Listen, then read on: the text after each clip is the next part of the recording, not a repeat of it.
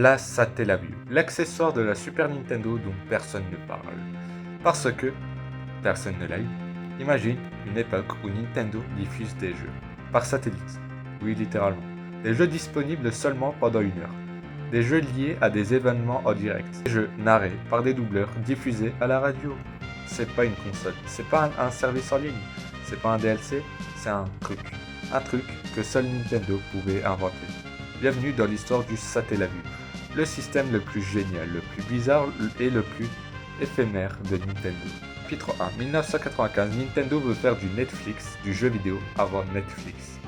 On est en 1995, la Super Nintendo commence à vieillir, la PlayStation arrive, la Saturn arrive, tout le monde passe à la 3D. Nintendo, eux, se disent, on va faire un truc que personne n'a jamais fait. Et comme d'habitude, ils le font vraiment.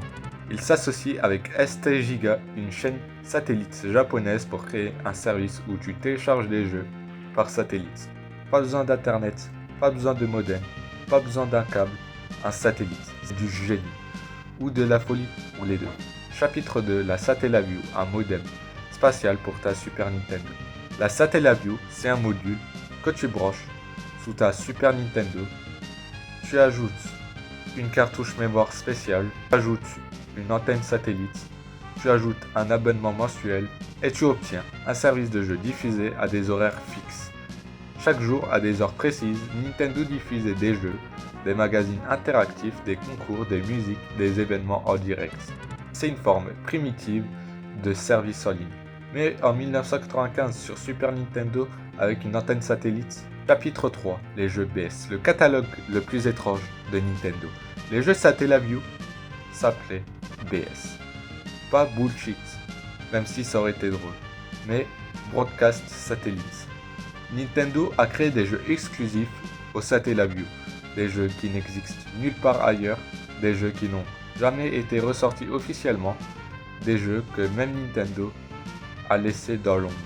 Parmi les jeux connus, BS Zelda, BS F-Zero Grand Prix 2, BS Fire Emblem, BS Mario Exit the Bike, beaucoup de ces jeux se liaient aux événements Sound Lake, devenaient inutilisables après leur diffusion. L'expérience était volontairement temporaire, oui, vraiment temporaire, comme un événement live de 95. Chapitre 4, BS Zelda, le Zelda que tu ne peux plus vivre aujourd'hui. Parlons du célèbre BS Zelda.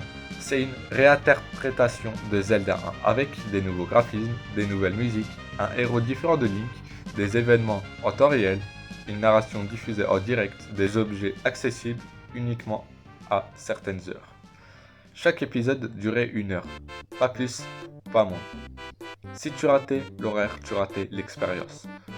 Des versions partielles du jeu existent encore aujourd'hui, mais l'expérience originale complète avec narration et événements en direct est perdue. Nintendo faisait déjà des événements live avant Fortnite, sauf que là c'était sur Super Nintendo avec une antenne satellite et une voix qui te disait « Attention, il te reste 10 minutes ». C'est fou. Chapitre 5, BS F-Zero Grand Prix 2, le F-Zero oublié. Ensuite, il y a F-Zero Grand Prix 2, un F-Zero exclusif au Satellaview avec de nouveaux circuits, de nouvelles musiques, des modes spécifiques aux diffusions.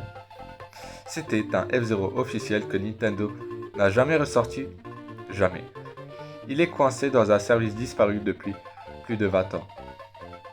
Chapitre 6, les Sound-like Games, les jeux narrés en direct. La Satellaview avait un concept incroyable, les Sound-like Games. Pendant que tu jouais, une narration était diffusée en direct par la radio, avec des acteurs, avec des musiques exclusives, avec des annonces en temps réel. C'était une forme de théâtre interactif, du live avant le streaming, des événements avant les jeux services, mais il y a un problème majeur. Les voix n'étaient pas stockées dans le jeu, elles étaient diffusées en direct. Aujourd'hui, ces narrations sont presque toutes perdues. Même si le jeu est conservé, il manque son âme, comme un film sans dialogue. Chapitre 7. Pourquoi ça a floppé? Le Satellaview était une idée brillante, mais c'est aussi un échec commercial. Pourquoi? Il fallait une antenne satellite, il fallait un abonnement, il fallait vivre au Japon, il fallait être disponible à des heures précises. Une partie du contenu était temporaire. Le coût était élevé, le public potentiel était très limité. C'est comme si Nintendo avait inventé Netflix, mais uniquement pour les gens équipés d'une antenne spéciale dans un seul pays avec des horaires imposés. Ça ne pouvait pas toucher le grand public. Chapitre 8, la fin 2000. Le service s'éteint.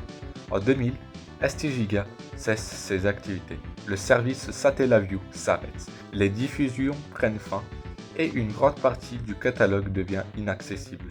Des dizaines de jeux et d'expériences Nintendo ne seront jamais rediffusés officiellement. Chapitre 9, l'héritage, un trésor perdu. Aujourd'hui, le Satellaview est devenu une légende.